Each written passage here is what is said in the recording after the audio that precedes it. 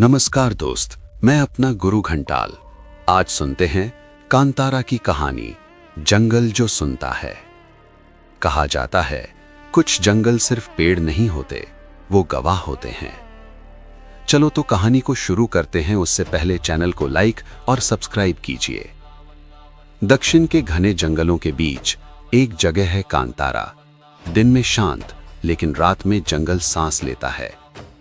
गांव वालों का नियम साफ था, सूरज ढलने के बाद कोई भी कांतारा में कदम नहीं रखेगा, क्योंकि जो गया वो वापस आया तो वही नहीं रहा। अर्जुन एक डॉक्यूमेंट्री मेकर इन बातों को अंधविश्वास मानता था। उसने कैमरा उठाया और बोला, आज मैं कांतारा की सच्चाई दिखाऊंगा। रात 12:07। जंगल में ढोल जैसी धीमी आवाज गूंजने लगी। धक धक धक। अर्जुन रुका। कैमरे में कुछ नहीं दिख रहा था, लेकिन आवाज चारों तरफ से आ रही थी। भय का रूप। पेड़ों के बीच एक आकृति उभरी, चेहरा लाल रंग से सना, आंखें आग जैसी। उसकी आवाज जमीन से उठती हुई लगी। तू बुलाया गया है।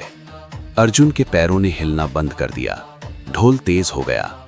धक धक धक। जमीन कांपने लगी। वो कोई भूत नहीं था, वो था कांतारा का रक्षक, जिसकी जमीन छीनी गई, जिसका नाम मिटाया गया। उसकी आत्मा अब जंगल में बसती है। जो सच देखने आता है वो खुद सच बन जाता है। सुबह गांव के लोग जंगल के किनारे पहुंचे। अर्जुन नहीं मिला, बस उसका कैमरा था। आखिरी रिकॉर्डिंग में एक लाइन साफ सुनाई दी, कांतारा जाग चुका है। और फिर ढोल की आवाज गूंजी। कांतारा कोई कहानी नहीं, वो एक स्मृति है, और स्मृतियां कभी मरती नहीं। कहते हैं जब जंगल चुप हो जाए, समझ लेना वो सुन रहा है। फिर आगे की कहानी। अर्जुन के गायब होने के बाद कांतारा के जंगल को सील कर दिया गया। सरकार ने कहा यह सिर्फ एक हादसा है, लेकिन गांव वाले जानते थे, रक्षक जाग चुका है। रात होते ही जंगल से ढोल की आवाज फिर आने लगी। धक धक धक। तब हुई नई एंट्री। मीरा, एक रिसर्च स्कॉलर। अर्जुन की आखिरी रिकॉर्डिंग उसने देखी थी। एक लाइन उसे सोने नहीं देती थी। जो सच देखने आता है वो खुद सच बन जाता है। मीरा ने फैसला किया, वो कांतारा जाएगी। जंगल का संकेत। जैसे ही मीरा ने जंगल में कदम रखा, हवा भारी हो गई, पेड़ों की छाया हिलने लगी। उसके कान में एक फुसफुसाहट गूंजी, वापस जा। लेकिन मीरा रुकी नहीं। जंगल के बीच एक पुराना पत्थर था। उस पर खून जैसे अक्षरों में एक नाम लिखा था, देवकन्या। जैसे ही मीरा ने पत्थर को छुआ, ढोल बंद हो गया। पूरा जंगल सन्नाटे में डूब गया। उसके सामने वही लाल चेहरे वाला रक्षक खड़ा था, लेकिन इस बार उसकी आंखों में गुस्सा नहीं, दर्द था। तू सच जानना चाहती है तो कीमत चुकानी होगी। अगली सुबह जंगल के बाहर मीरा का बैग मिला।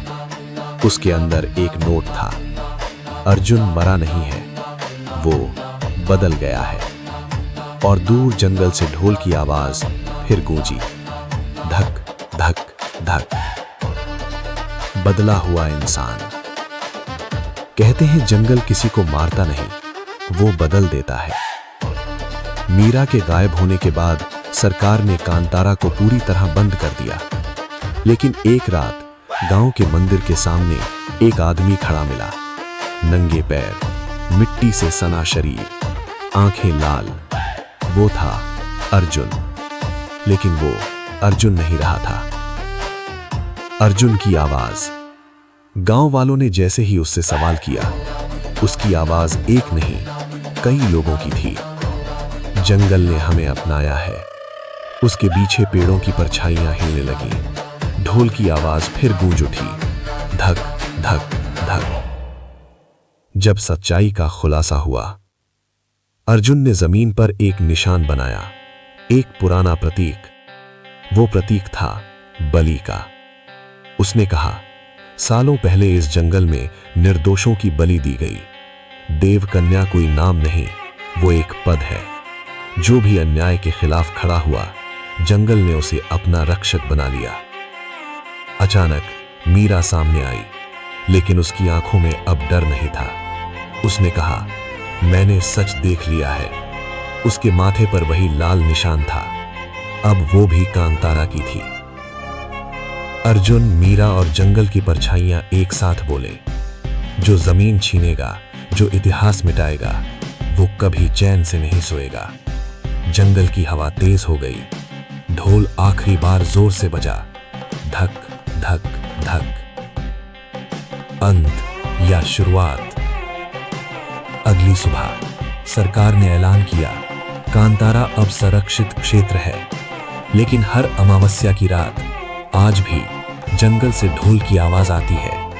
कांतारा कोई जगह नहीं, वो न्याय है। कैसी लगी कहानी मेरे दोस्त? तो मिलते हैं अगले पार्ट में, पार्ट नंबर 2।